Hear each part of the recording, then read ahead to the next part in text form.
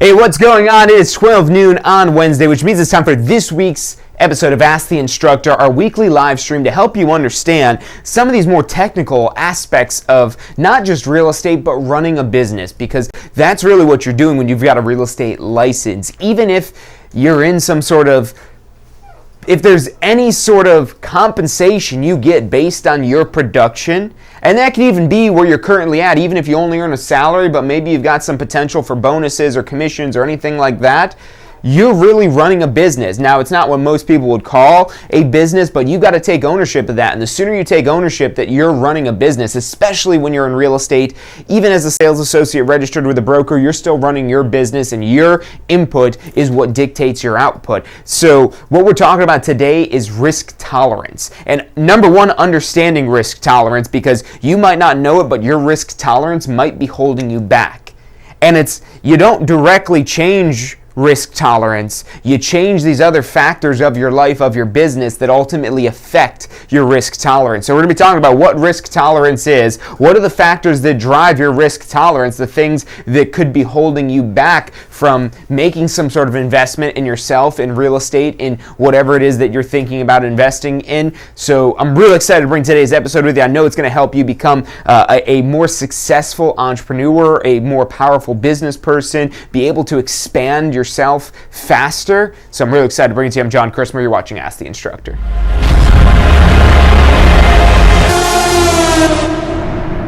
You are watching Ask the Instructor. Absorb the knowledge. Become the expert.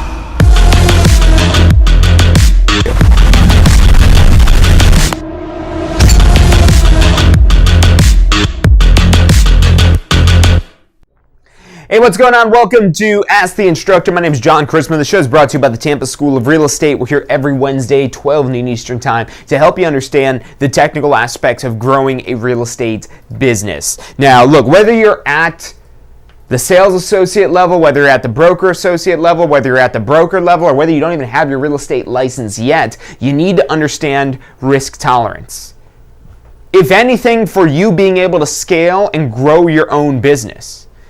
But this is really important to understand as well as you start to deal with clients, but you've got to understand it yourself and how it affects yourself before you can understand and be able to project this onto other people.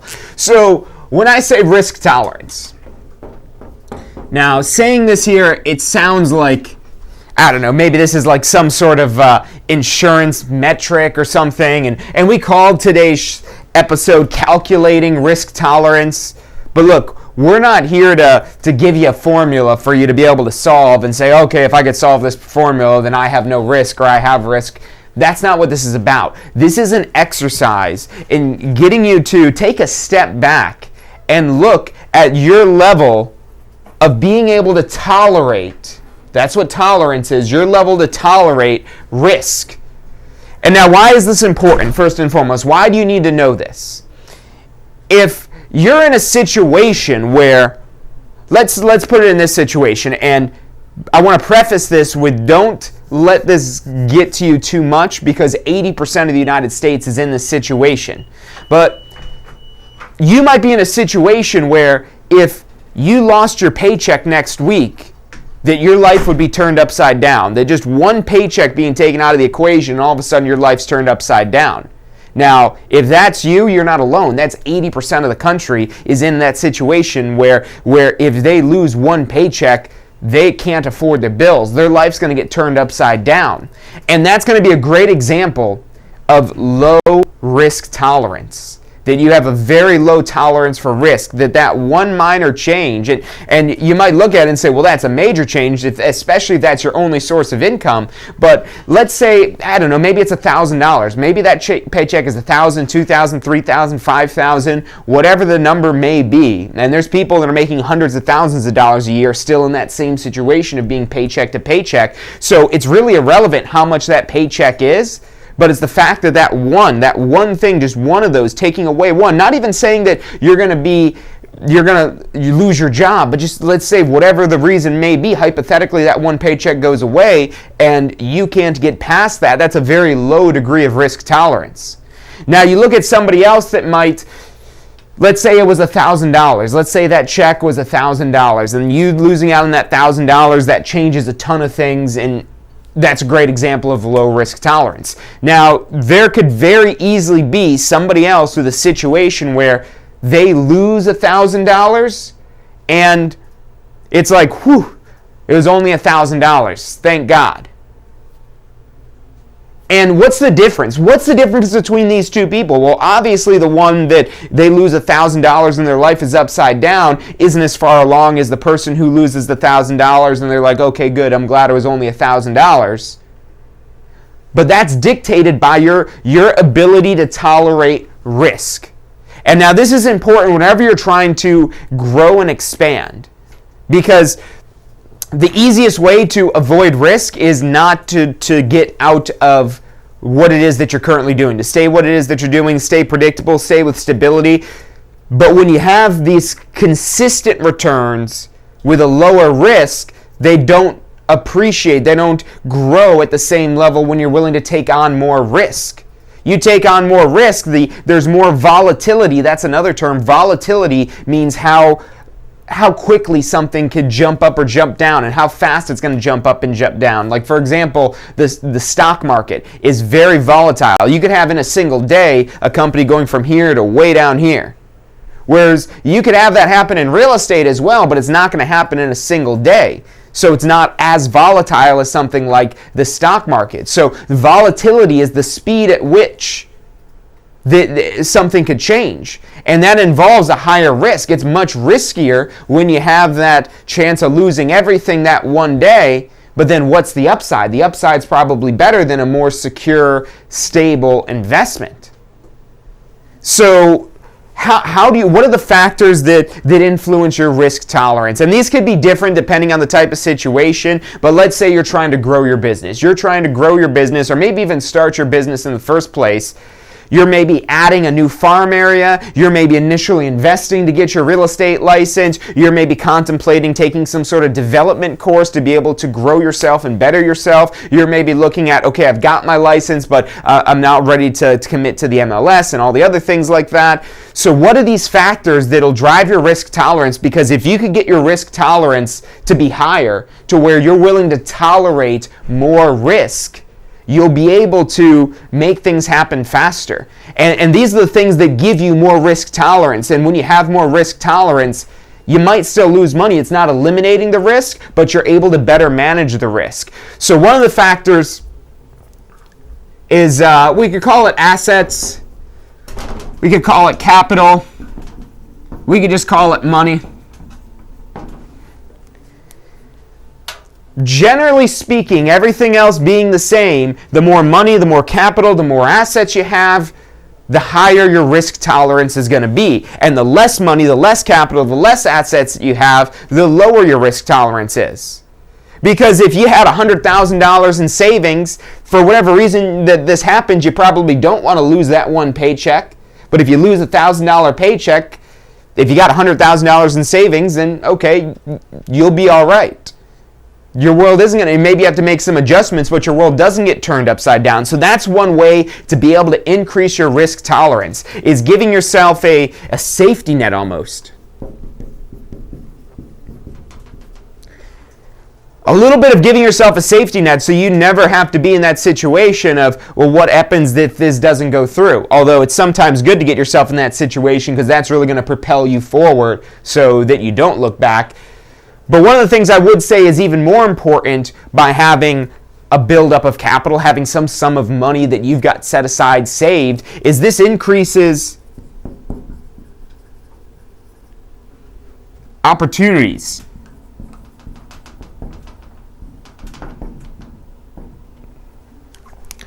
So the more money it is that you've got stashed away, that you've got set aside, that you've got ready to use, that increases opportunities. Because how often have you come across something in your life, some sort of opportunity, but that opportunity required an investment, and you weren't comfortable making that investment? Maybe you even had the money to do it, but you weren't comfortable doing it because that was maybe all the money you had, or maybe it was too large of a percentage. Maybe you got $10,000 saved up, but this investment is $5,000, and you're like, oh, I don't want to lose half of my savings. I don't want to invest half of my savings. Or maybe that $5,000 is all of your savings. You're like, well, I don't want to invest it all because then I've got nothing left. Whereas if you had $20,000, $30,000, $40,000, then you're like, okay, yeah, I can invest $5,000. So look, I'm not saying this at all to judge where it is that you're at. I'm just trying to help you become aware of where it is that you're at, because getting the awareness of it first is the first step in being able to make changes to this here. Getting the awareness that, okay, I need to be able to increase the amount of money it is that I have, so when I do come across opportunities, I'm able to seize them. You know, sometimes it's easy to say somebody got lucky, but usually when luck plays into things, it's usually, you could take luck out of the equation by being prepared when that opportunity strikes. Luck is where the opportunity and the preparation meet, where you've been preparing and finally you've got that opportunity, but you know what to do with that opportunity. You're capable of seizing that opportunity, and part of that is the money. So that's something that you've got to be aware of, is if I want to be able to increase the opportunity, and this doesn't necessarily mean that you've got money just sitting there stagnant, because I would say, which one, if we're going to maybe pose this to you, what would you rather have? $100,000 or $10,000? We'll say $5,000. We'll say $1,000 a month. Would you rather have $100,000 at one time, or $1,000 a month every month for the rest of your life?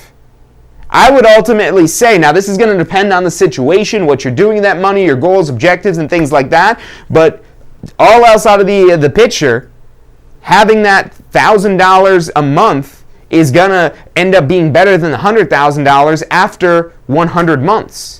So yeah, that's going to take you, what is that? That's like 8 or 9 years, 100 months. So yeah, 8 or 9 years, but then at that point, you're going above that $100,000. And really, this becomes more of a question now, is would you be able to make that $100,000 into something bigger faster? Then maybe, and this is just an exercise, because there's no right or wrong answer to this. The right answer is thinking about this, playing out these scenarios and understanding, okay, if this happens, this is what we're going to do. Because one of the other things that's going to help you with risk tolerance is knowledge. So yeah, the money's important, and whether that's a cash flow of money, because you might not have, let's say you've got $0 in your savings, but if you've got $20,000 coming in every month, then a $5,000 expenditure doesn't seem like a lot. So it doesn't necessarily have to be money stockpiled. It could be a flow of money. But then another big component of this to increase your ability to tolerate risk is knowledge. Let's go back to that example where, let's say all you've got, and this might not be you, but let's just imagine for a moment that it is you, because there are people out there in this situation where, let's say you've got a full-time job, and that's the only way that you earn a living. The only way that you make any sort of money is from your full-time job. If you take that paycheck away from that person who all they know is that job, then that's a lower risk tolerance, because that's going to affect them more, because they don't know any other ways that they can make money. Whereas if maybe you've got a side hustle, maybe you've got something that you sell online, or some way it is that you make some extra money on the side, that you could get out there and do something to earn some extra money, that's going to creep up your risk tolerance. In that very basic situation where, again, let's say we take away a paycheck, and now what does that do to your life? If that turns it upside down and you don't know what to do, that's where you want to take control to raise your risk tolerance by increasing your knowledge level. There's people that would say, yeah, if I lost my job today, I could get a new one the next day. Or I'm not worried about losing this deal because I know I could get another one. Key word, know. Having the knowledge, understanding, maybe it's a skill. Maybe it's some people that you know. Maybe it's knowing people. You're maybe not so worried about this one contract because you know a lot of other people that are also currently looking to buy and sell real estate. So you know that, okay, this one deal falls through, I could tolerate that because I know other people. Or I know what to do if this deal falls through. I know if this contract falls through, what I need to do to be able to get this pick up the pieces as soon as possible. And the more knowledge it is that you have, it's that cliche thing of the more you learn, the more you earn.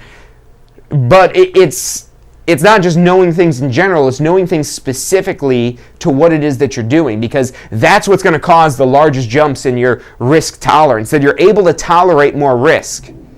that you're able to be in a situation where you don't have to think so much about, is this going to work out? You could do it and then find out, because you're able to tolerate the risk. You're able to tolerate a loss because you have these wins that are outweighing your loss.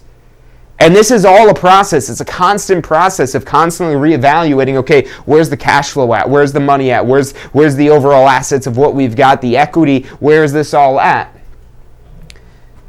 But then also knowing, okay, we could start maybe incorporating this. Maybe it's about knowing a new line of business. Maybe all you know is just regular retail sales, and that's fine. But let's say there's a great example of this, a great example of the risk tolerance. So if we look at the housing crisis of 2008, you look back 12 years ago when real estate, it was like the end of the world. It was the end of the universe, especially in Tampa, because Tampa, among Las Vegas and Phoenix, were the top 3 markets that were just completely turned upside down, and completely the bottom fell out on them. Fast forward now, Tampa's the healthiest housing market in the country. A lot has changed since then. So, but back to this, prior to 2008, everybody was getting a real estate license. Anybody with a pulse would say, I want to go get a real estate license. And really, if you knew somebody that wanted to add a second, third, fourth, fifth home, you could make it happen. And it was like the whole shooting fish in a barrel thing, where it's just basically so easy, it'd be stupid not to do it. And people were able to capitalize on this because you didn't need to have much knowledge, you didn't need to have much assets, and there was just so much business to be had. And there was a lot of things wrong with the system that caused this whole collapse thing, a lot of wrongs that have been corrected past to now.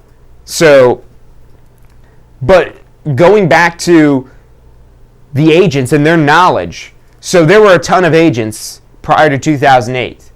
And then fast forward a couple of years later, I got to look up the exact statistics on you to see how many people just gave up their real estate license, but it was a lot. It was a huge majority of agents dropped out of the real estate industry when the market crashed. And the reason why is all they knew, all the knowledge they had was to sell somebody a second or third or fourth or even their primary home that maybe they couldn't afford it, but it doesn't matter. The lender's going to make them the loan anyways. We just got to get them to want it. And, it'll praise. The lender will make the loan. We'll make it happen. It'll happen. Don't worry about it. It doesn't matter what the numbers are. And there's a lot of craziness like that, but you didn't need to know much to be able to make money off of it. But when the market changed, when the market crashed, when houses lost value and the banks started doing foreclosures and they started doing short sales, there was opportunity. Now, the agents who all they did was make their money off of not knowing what they're doing, and they got the people to buy homes and they just made it happen, they went out of business because they didn't have the knowledge to have a high level of risk tolerance. Their risk tolerance wasn't very high, so when risk occurred and the risk outweighed their tolerance, they were out. Whereas the agents that were able to last and stick around, and agents that were able to start successful careers even during the housing crisis, during the bottom of the market, there were tons of agents that got licensed during that time. We know at Tampa School of Real Estate, we started in 2007, so we started right at the peak. And we were right there for the crash when we first got started.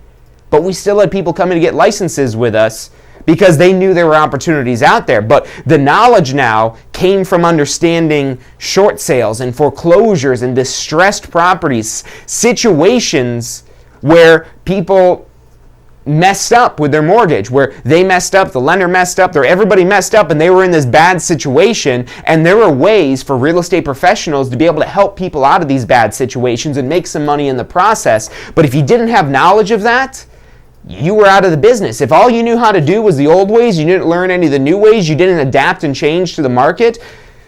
And part of this is just knowing something like this could happen. It's probably not going to happen to the extent that it did here in Tampa, probably ever again. Maybe it does, just because we were so hardly hit previously, and now we've swung to the other end of the spectrum where we're rated the healthiest housing market in the country. But you still want to keep an eye on the market and which way price levels are going and what's changing in the market.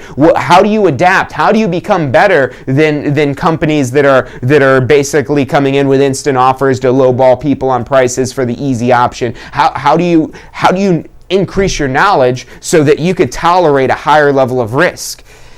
The last thing that I want to really kind of throw into these categories of risk tolerance, and there's more things, it's really anything that's going to make you more confident and secure in you making an investment of something. Because if you want a return, you've got to make an investment. And even if all you have is some job, some hourly or 9 to 5 or some sort of job where you just get paid per hour and that's it, you're still having to invest your time.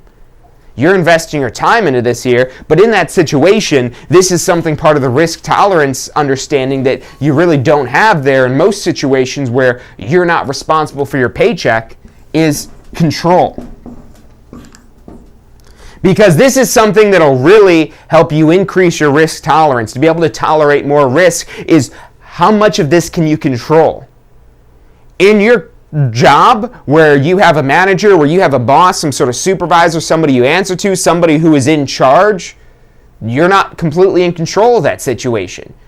You don't have control of your environment. You don't control your income. You don't control the outcome. Now you could outweigh that by having knowledge and money, cash flow, assets built up. But this is a crucial factor and something that you can really use to your advantage in real estate. Because, one of the things that you can control is you could work harder. There's no asking your boss if, okay, can I work some overtime? I need to make some more money. Can I work some overtime? You don't have to ask for that in real estate because you're your boss. You're just going to ask yourself, can I get some overtime? But if you don't reframe your thinking to the outcome, you're like, oh, overtime, I'm not getting paid anything extra. I'm not paying myself time and a half. I'm still working for free because I don't have any business yet. But look, you've got control now. You've got control. So you can control your input. You can control what it is that you put into it, because when you're first starting out, that's where it's going to require the most out of you. That's where it's going to require you to put the most in because you don't have anything coming out yet. But you stack that with knowledge. You stack that with being able to have some money as a safety net. In real estate, if you're brand new to real estate, you're thinking about starting a real estate career and you're like, should I quit my job and go start real estate? No, you shouldn't start that way. Now, we're not going to tell you can't do that if that's what you're going to do, because there are ways where you can quit your job and go straight full-time into real estate and going into the deep end.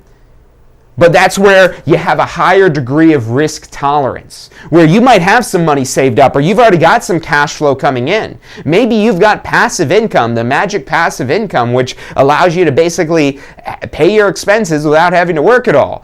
Yeah, now you've got a really high degree of risk tolerance where you don't necessarily need to work to make money, so you can now work for free as much as you need to until you start to build a successful real estate business, because you have that risk tolerance there. Now, maybe you don't have any cash flow coming in, but maybe you've got some huge sum of money saved up. Maybe you've got like 6 months of income saved up. Then you have a higher degree of risk tolerance where you've got a longer time to be able to make this work. Versus if, let's say, you don't have any money saved up and if you were to quit your job, you would have no money coming in. That's not the time to quit your job.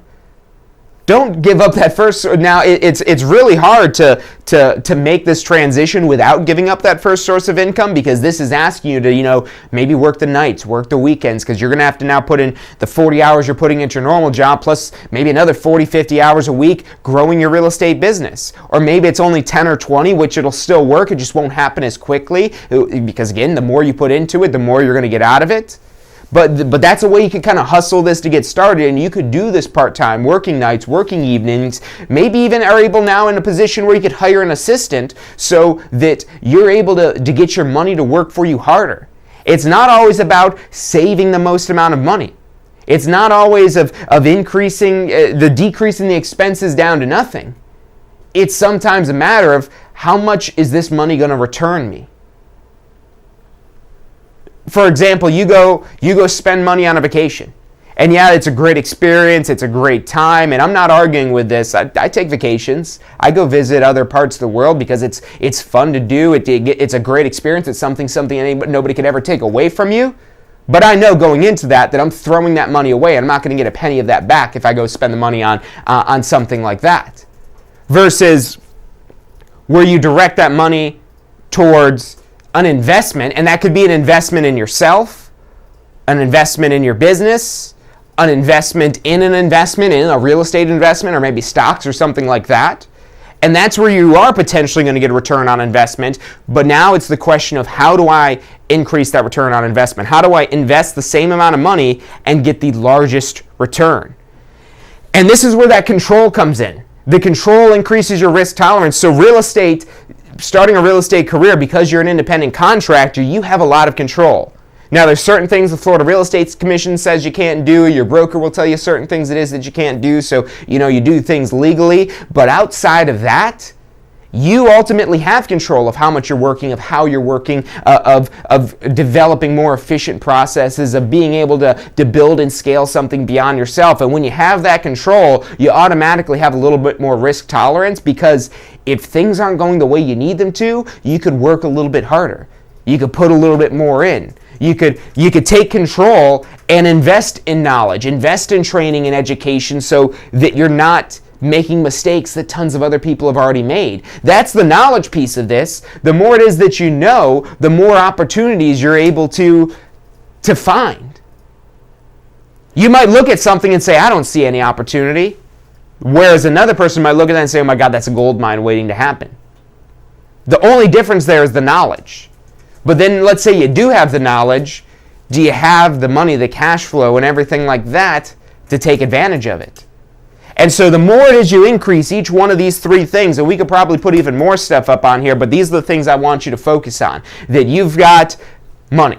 Because, money isn't essential, but it kind of is.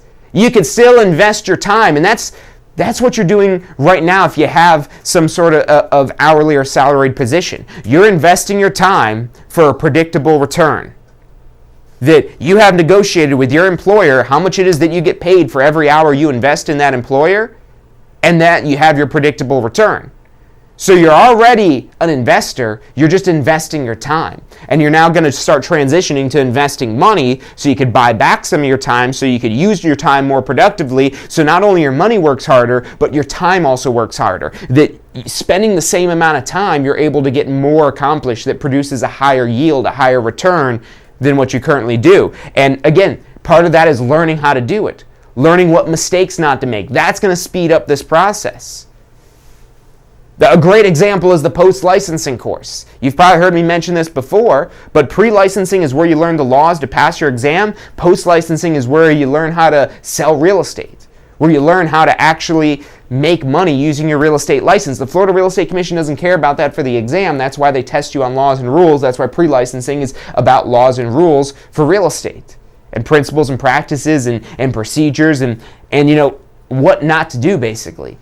Versus now in post-licensing, this is the real stuff you're probably more interested in learning about how to present an offer rather than just what needs to go in a valid contract, and how that you farm a market or developing an advertising strategy, and all these more real-world business things. And that's just one example, and it's something that's required. So if you haven't taken your post-licensing course yet, call us up. We'll get you enrolled. We've got a bunch of post-licensing courses coming up before the March renewal deadline. So tons of classes right now, 813-333-2676.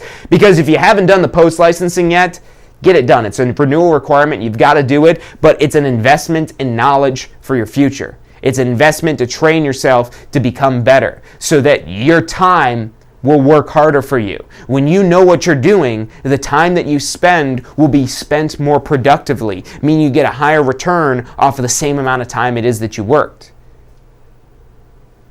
So think about this and really start to gauge your risk tolerance of, if I did miss a paycheck, my life would be upside down. I wouldn't know what to do. Which the first step is the awareness. So then you could start to take steps to change that. Okay, cool. At least I've come to terms with I'm not in the situation that I want to be in. Now, how do I increase the money, increase the knowledge, and increase the control that I have? Because the more I increase this, the higher my risk tolerance will be, and the more capable I will become of being able to take advantage of opportunities, whether that's a business opportunity, whether that's an investment opportunity, or whatever the opportunity is that gives you the situation to be able to control your life better. So assets, money, knowledge and control. If you could increase this, if you could increase these factors, and this isn't something that you ever get to the end. There's no finish line for this. This is something that you're constantly doing. You're constantly increasing the money because that's going to increase your ability to seize opportunities. It'll give you a safety net just in case there's issues with things. But what's ultimately more important than the money is your knowledge. Because you could have money coming in, but if you don't know the right way to spend that money, that's where you see athletes that make millions of dollars a year, and then a couple years out of their professional contracts after they retire, that they're flat broke because they didn't know what to do with the money. They knew how to play basketball, but you take that away and they didn't know what to do. So that's a great example of a low degree of risk tolerance because you don't have the knowledge. And maybe that's where you see the celebrities that go and buy these lavish things and they're just spending more money than they've got coming in because they don't have control of their money. They have maybe other people influencing the control of it. They maybe are out of control themselves. So these factors are really important too. The money is going to be a byproduct of taking more knowledge and control. If you take knowledge and you take control, the money will come. But all three of these factors are what increases your tolerance for risk, and it basically just allows you to be able to take risk. It allows you to be in a situation where you could take a risk, and if that risk does turn out to be a failure, then you could survive it. So look, that's about all the time we've got for today, so thank you guys for tuning in. If you've liked today's episode, make sure you hit the thumbs up button. If you're thinking about starting a real estate career, call us 813-333-2676. Same number if you need to do post-licensing, continue education. Maybe you're thinking about getting your broker license, 813-333-2676. Thank you guys for tuning in today, and I'll see you Friday for State of Real Estate. Hey, so if you're thinking about starting a real estate career, it could feel a little overwhelming sometimes. Look, that's completely understandable. That's why we're here to help. If you haven't already, check out our Success Center, tampaschool.com/success, or if you don't even know where to begin, give us a call. We'd love to help you out. We've got advisors standing by to answer any questions you have and assist you in any way it is that we can. Our phone number is 813-928-0106. Again, that's 813-928-0106. Give us a call. We're the Tampa School of Real Estate. Do you want a career that allows you to be in control?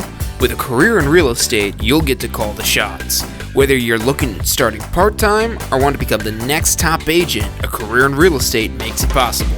Find out what it takes at tampaschool.com. Do you want to incorporate studying for your real estate exams into your busy schedule?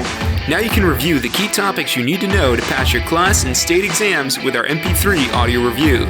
Simply pop in your headphones or connect to your car to reinforce crucial information while you exercise or drive.